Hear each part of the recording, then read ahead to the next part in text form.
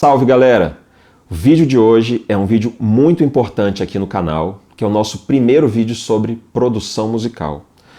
Mais especificamente, nesse vídeo eu vou discutir duas questões com vocês.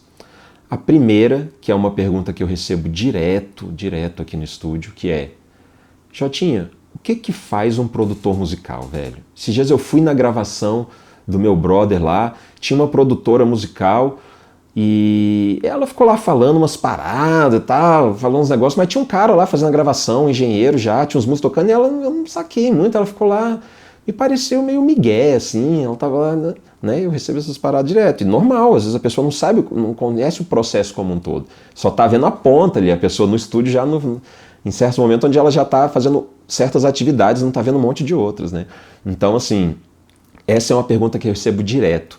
E a outra, que está embutida nessa também é: tá bom, mas espera aí, eu ainda preciso de um produtor musical hoje, em 2025, com toda essa IA, com plugins que fazem de tudo e tal, não sei o que, não é meio, né? Será que preciso mesmo? Não dá pra, não tá meio enrolação esse esquema? É isso que a gente vai conversar depois da vinheta.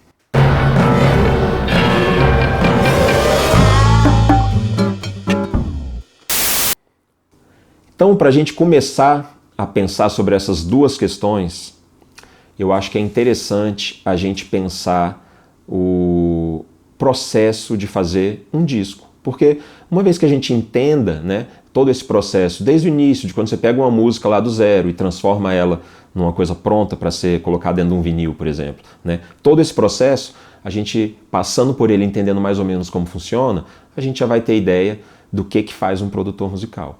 E aí isso também vai ajudar a gente a entender se a gente ainda precisa, né, com todas as ferramentas que a gente tem, com todo o auxílio que a gente tem de IA, de plugins que fazem mil coisas, se a gente ainda precisa mesmo desse cara. Eu acho muito interessante a gente começar pensando nesse processo. E aí o que a gente pode fazer? Dividir esse processo de gravação de um disco ou de um single em 3 etapas principais, que é uma coisa muito comum, né? Isso já está na literatura, e a gente divide entre pré-produção, produção e pós-produção. E o que é a etapa da pré-produção, que é por onde a gente vai começar? Como o nome diz, é exatamente o momento onde a gente vai tentar descobrir aonde a gente quer chegar, ter uma visão do que a gente quer fazer e descobrir qual é o melhor caminho para realizar isso, né? Ou seja, montar um plano para que quando a gente chegue lá na fase de produção, a gente tenha limado vários problemas da frente, coisas que a gente foi decidindo, foi realizando, para chegar lá na frente e não ter tanto problema. Muito cuidado, porque ter um plano não significa engessar a produção. O fato de a gente ter um plano, na verdade, significa que a gente sabe de onde a gente quer ir, para onde a gente quer chegar. Se no meio do caminho a gente descobrir que quer dar uma passada por ali, por aqui, aí é a nossa decisão. O plano não impede que a gente seja maleável. O plano só dá pra gente uma certeza de onde a gente quer sair, para onde a gente quer chegar. E se for bem feito esse plano, ele vai ter essas aberturas para novas ideias também, né? Então, quando a gente está fazendo esse plano, é muito importante que a gente seja meticuloso, né? Para a gente não vacilar lá na frente. Então, vamos dizer que uma banda que eu não conheço, vamos dizer que é uma banda de hardcore, sei lá, chegou para mim e falou: Jotinha, a gente gosta do seu trabalho como produtor, e a gente queria produzir um disco com você. Beleza. Qual é a primeira coisa que eu vou fazer? Bom, primeira coisa que eu vou fazer como produtor é querer ouvir o repertório, ouvir as músicas que eles estão me propondo, né? E então, assim, a melhor forma de fazer para mim isso é ir num estúdio e ouvir a galera ao vivo, né? Eles, dependendo se não for da mesma cidade ou do mesmo país, então me manda aí o som para eu ouvir, manda um vídeo, se possível, de ver vocês tocando, para eu conhecer as músicas e tudo mais. Por quê? Porque na hora que você vai fazer essa primeira audição, tanto você vai ver, né, se você tem a ver com a música, se você acha que vai ser legal você produzir aquilo, você vai fazer um bom trabalho, está dentro dos seus limites ali estéticos e técnicos e tudo, quanto, se for num estúdio, por exemplo, ao vivo, você já vai poder ouvir a banda ao vivo, você vai ver, já identificar os pontos fortes da banda, os pontos fracos, né, você vai também identificar quem são, né, os músicos, qual é o ponto forte de cada um. Por exemplo, pô, a banda é muito boa de timbre, velho, os caras juntos tem mó timbrão já tocam junto pra caramba, o batera, bom de clique, né, dá de sacar que o bicho não vacila muito, aí, pô, já o baixista, saquei que o bicho deu altas notas erradas ali, eu não sei se, aí você não sabe, né, se ele se ele não tá tão dentro da banda ainda, se é aquela música que ele ainda não pegou direito e tal, ou se realmente ele tá com alguma dificuldade ali. Então, nessa hora é a hora que você vai ver tudo isso, né? E aí você vai já ver onde que você pode se apoiar nos pontos fortes e o que você precisa melhorar dos pontos fracos, né? Então, conhecer bem a banda, conhecer o repertório que eles estão te mostrando e tudo mais. Então, isso primeira coisa. Depois, o produtor vai ter que fazer também um planejamento, né? Tipo assim, vamos então fazer aqui uns ensaios, então tem um planejamento, e a banda tem que topar esse planejamento, tem todas as questões financeiras, então toda essa discussão inicial de, quanto tempo para fazer, eu preciso disso daqui a, vamos dizer que não um disco, não, um single, para ficar mais fácil a nossa discussão, né? Então, eu preciso desse single daqui a um mês, você consegue? Dá tempo? Aí, beleza, então tudo isso é burocracia, mas faz parte do processo. E aí, resolvido isso, beleza, então agora vamos fazer os ajustes para a nossa futura gravação. O que a gente tem que fazer? Bom, primeiro de tudo, ver se os arranjos das músicas que a gente escolheu estão bons, se a coisa está funcionando, né? O arranjo da música é legal, beleza, mas eu acho que a gente podia mexer nisso aqui e tal, não sei o quê. Aí o produtor vai lá dar uns toques, às vezes a banda vai curtir, às vezes não, né, e tal. Beleza. Aí a banda vai falar assim, cara, essa música a gente queria que tivesse um quarteto de cordas no início, porque a gente queria que desse aquela enganada de que vai entrar uma coisa clássica, tudo de repente entra a gente tocando. Então assim, vamos fazer isso, botar tipo uma introduçãozinha de quarteto de cordas.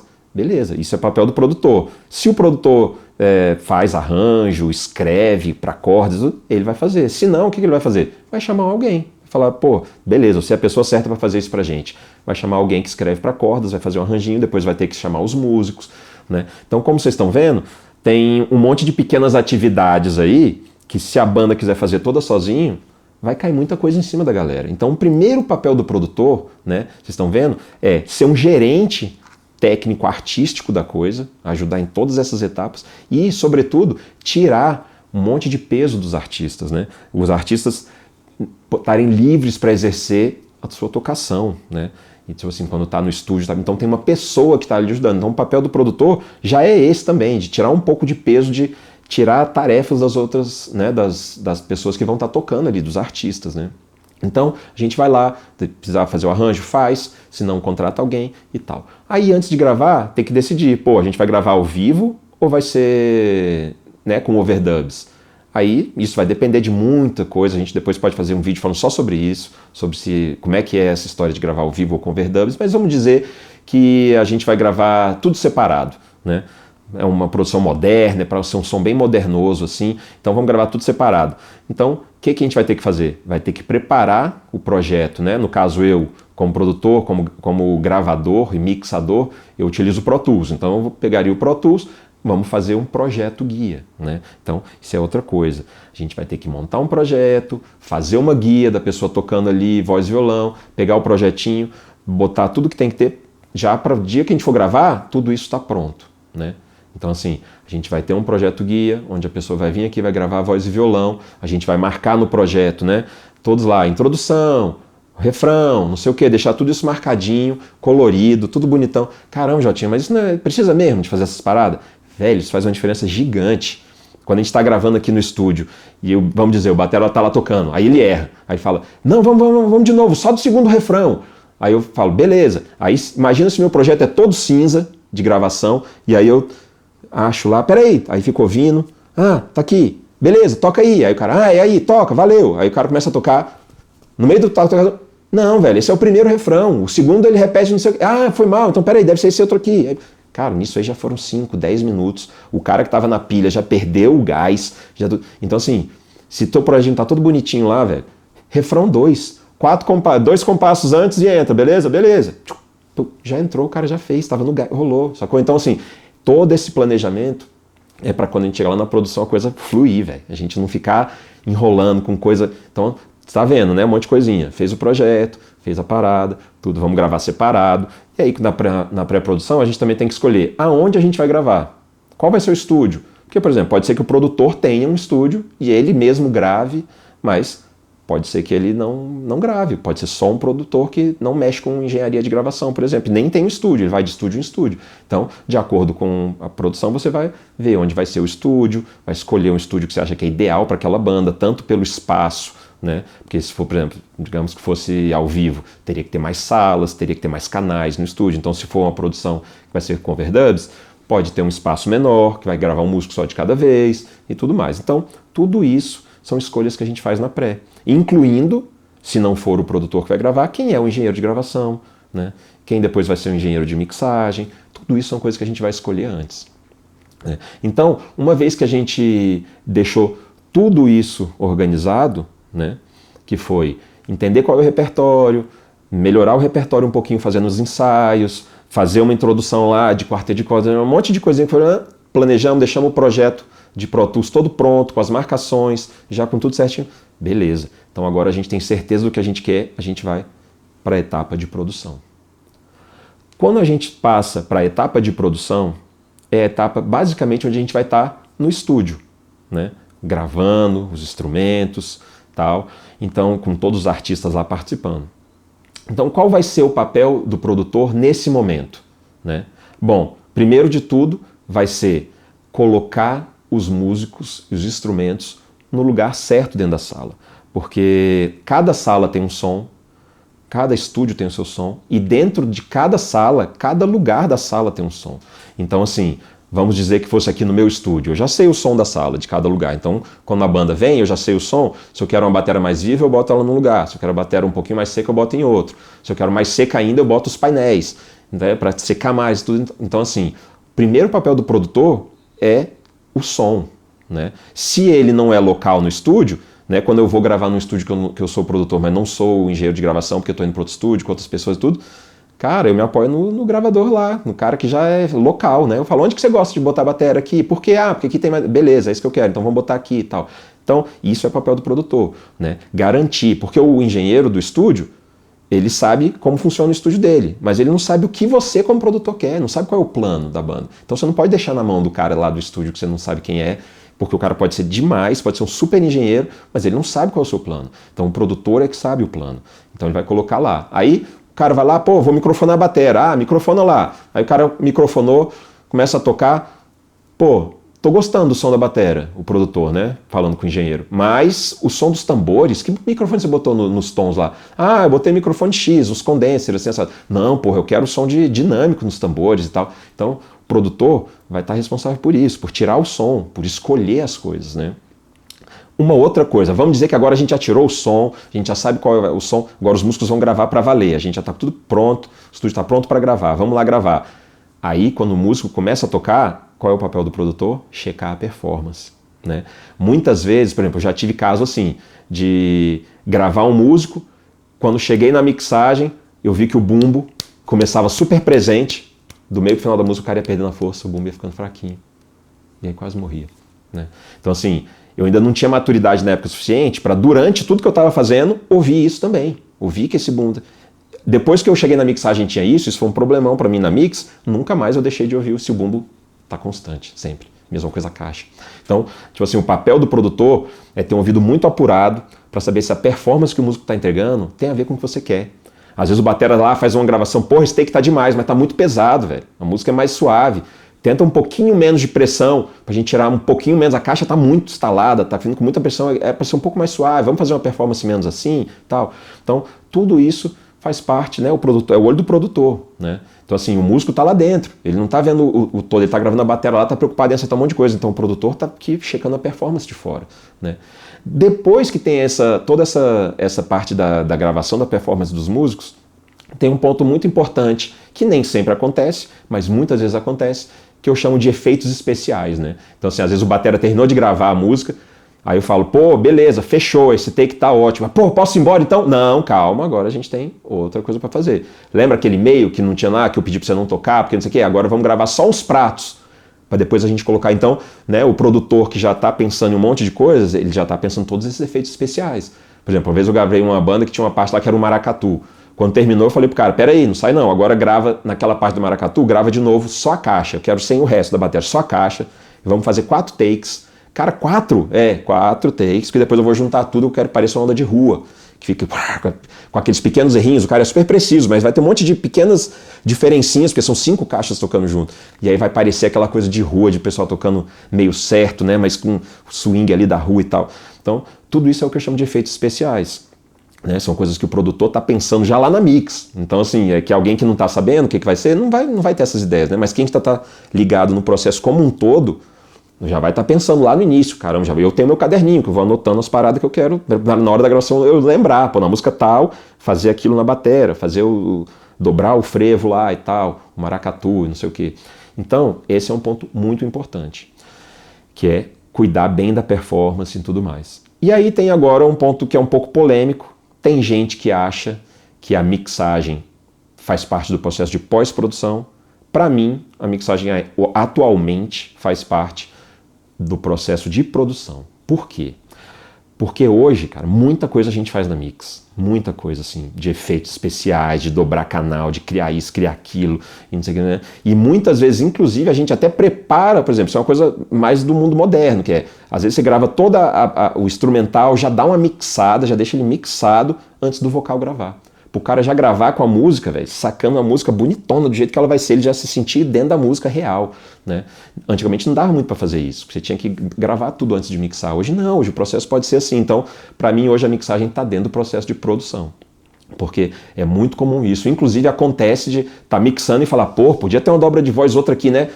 Vai lá no estúdio rapidão, tem um mic montado na sala lá, vai lá, vamos gravar só essa dobra rapidão, a gente volta para mix. Pum, grava e volta para mix. Então, o processo de mixagem muitas vezes está dentro da produção ainda, né?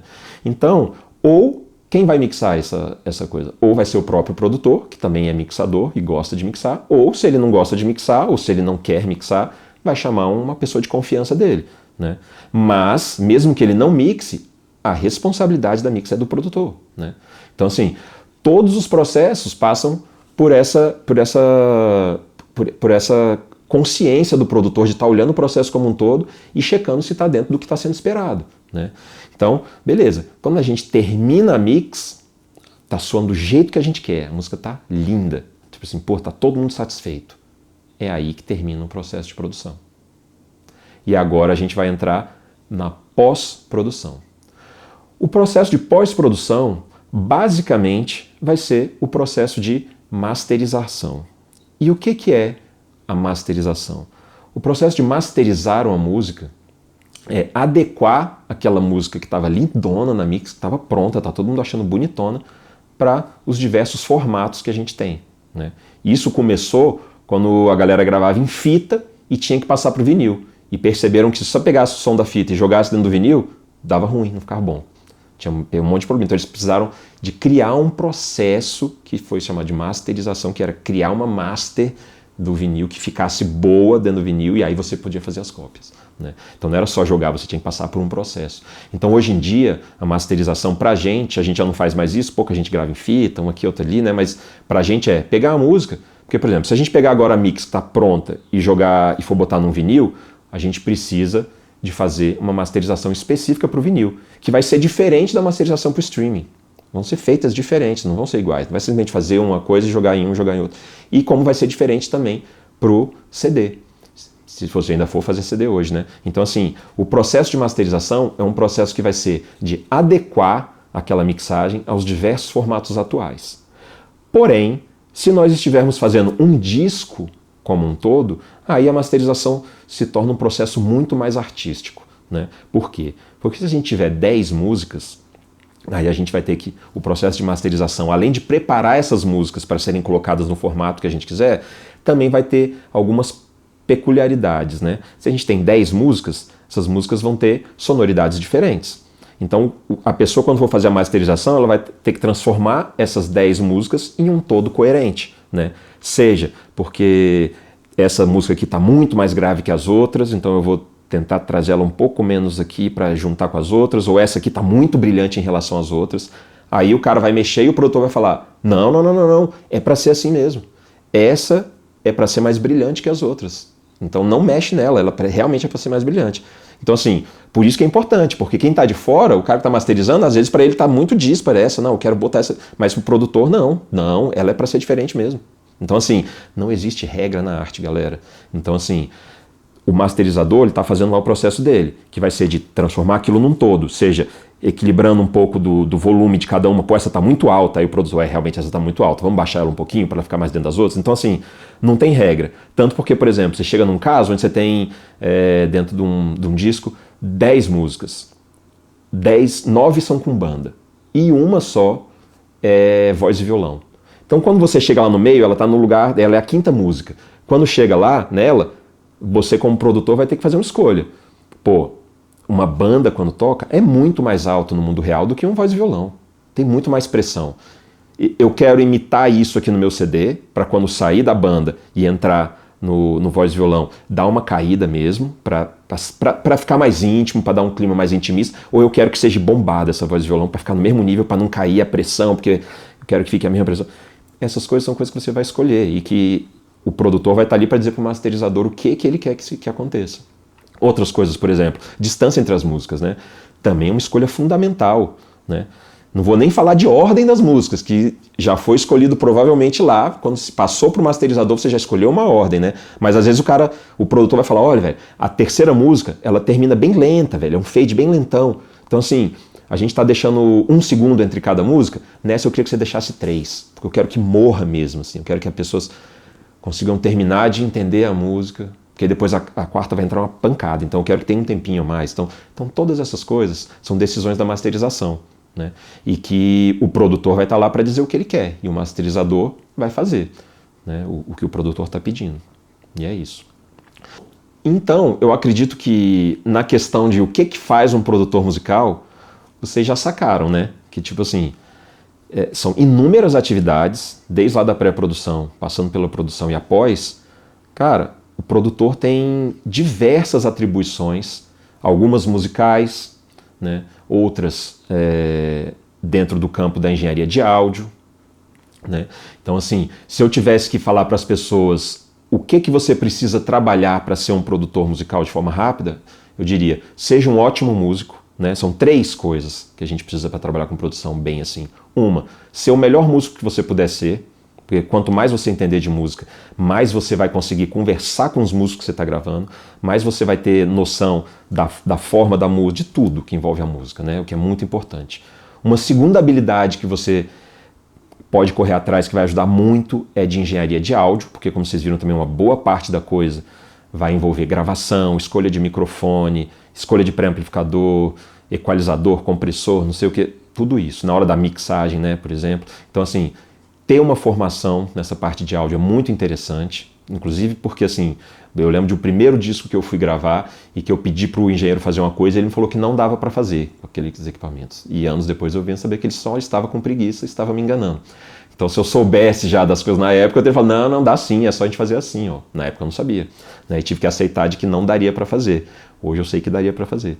Então eu sempre falo, eu tenho alguns amigos que são produtores e falam, cara, eu detesto essa onda de mixagem, é um negócio muito técnico, não tem a ver comigo, não sei o que, mas eu sempre falo, velho, se você não gosta de mixar e não vai mixar os seus discos que você produz, mixa pelo menos 10 discos.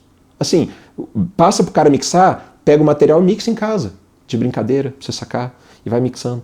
Depois que você fizer uns 10 discos assim mixados, você vai conseguir conversar muito melhor, velho. Você vai conseguir pedir pro cara que está mixando seus discos, se você não mixa e é só produtor, você vai conseguir conversar muito melhor. Então, envolver um pouco isso nas suas atividades, né? A questão do áudio. E a terceira, que é muito subestimada por muita gente e que é colocada talvez como a principal pelo George Martin naquele livro dele, no All You Need Is Ears, que é as relações humanas, que é como você lida no estúdio com os artistas, com o mix, se você for o produtor, com o cara que vai mixar, com o cara que vai gravar, né? Então assim, isso é muito fundamental. Como que você pega uma sessão que está indo por água abaixo, transforma ela numa coisa que vai funcionar pra caramba. Às vezes o artista, né, você está com o artista trabalhando lá, o produtor que já trabalha com o artista há certo tempo já sabe o artista que ele tem que puxar, né? Tem artista que você tem que puxar o cara e falar, velho, não vai conseguir cantar isso não é possível. Você sempre chega aqui e detona, o que aconteceu hoje? Não vai... Tem cara que você precisa fazer isso, tem cara que se você fizer isso ele morre e vai embora. Você tem que fazer o contrário. Não, galera, tá melhorando, cada uma que você tá fazendo tá melhorando, vamos mais uma, tenta pensar nisso. Então tem gente que precisa ser puxada, tem gente que tem que dar um empurrão pro cara funcionar. Então assim, tem hora que a sessão parece que tá perdida e que você se souber como coordenar a coisa, daqui a pouco tá tudo bem de novo. Então, assim, essa parte é muito fundamental. Outro cara que fala disso pra caramba é o Phil Ramone. Eu vi uma entrevista com ele de 10 páginas na Sound on Sound, onde nessas 10 páginas, 8 ele está falando sobre isso. Nas outras 2 ele fala rapidinho sobre os equipamentos, mas ele fala o importante mesmo, velho, é como você trata o artista. Então, assim, essas 3 coisas são fundamentais para a gente desenvolver para trabalhar com produção musical. Música, áudio e relações humanas, ok? Então, gente, eu acredito que vocês vendo tudo isso já sabem qual é a minha opinião, né? Então, assim, um produtor, para mim, é fundamental estar no estúdio. Mesmo hoje, com tudo que a gente tem para fazer. Por quê? Porque o produtor é o cara que vai pegar o artista, véio, e vai andar com ele por esse campo minado que vocês viram, que é a produção da parada. Tem um monte de coisa para dar errado. Tem os arranjos, tem isso, tem gravar, tem cada tipo de microfone, tem isso, tem aquilo. Então, assim, é muito legal o artista ter uma pessoa, ou 2, ou 3, seja lá qual for a equipe dele, de confiança, que ele não precisa estar ligado em todas as coisas ao mesmo tempo. Eu, há muitos anos atrás, caí nessa cilada de produzir um disco meu, todo sozinho, onde eu fiz tudo sozinho. Foi muito massa, porque eu queria fazer isso, eu queria ter esse teste. E eu vi que eu nunca mais quero fazer isso. Porque eu adoro trabalhar com outras pessoas junto comigo, para dar ideia, para criticar o que eu estou fazendo, para eu perguntar se está bom, para uma hora que eu estou cansado a pessoa me dar um gás. E é isso, cara, trabalhar em equipe vale muito mais a pena. Então, eu sim acho que ainda vale muito a pena você contratar um produtor musical. Óbvio, se for um produtor musical capaz, alguém que saiba esse processo, que compreende o que está fazendo e que sabe como lidar com todas essas coisas que a gente falou. Certo? Então, eu queria agradecer muito a todo mundo que ficou aqui até o final, que acompanhou esse vídeo com a gente, e pedir para você se inscrever, tocar o sininho e todas essas coisas aí, porque ainda tem muito vídeo legal vindo aqui no canal com informação de qualidade, onde a gente está fazendo o máximo para trazer material bom para a gente discutir uma coisa que é tão importante para a gente, que é produção musical e cultura da música. Um abraço a todos e até o próximo vídeo.